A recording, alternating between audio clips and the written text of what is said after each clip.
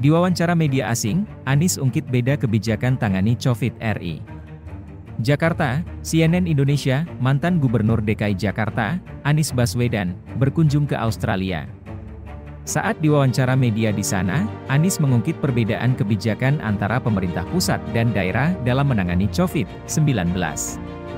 Anies mengungkit masalah ini dalam wawancara dengan ABC. Ia awalnya ditanya tentang cara pemerintah Indonesia menangani COVID-19 yang menuai kritik pada pertengahan 2021 lalu.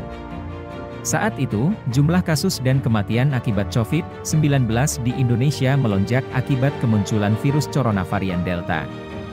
ABC kala itu mewawancara peneliti Institute for Development of Economics and Finance, INDEF, Andri Satrio Nugroho, yang mengkritik pemerintah Indonesia karena dianggap lebih mementingkan ekonomi ketimbang kesehatan.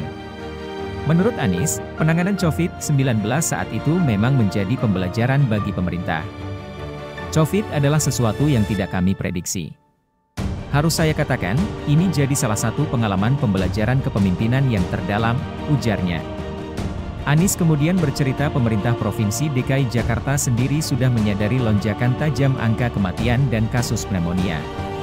Pemprov DKI Jakarta di bawah komando Anies pun sudah memutuskan untuk membuat kebijakan berbeda dari pemerintah pusat sejak awal 2020.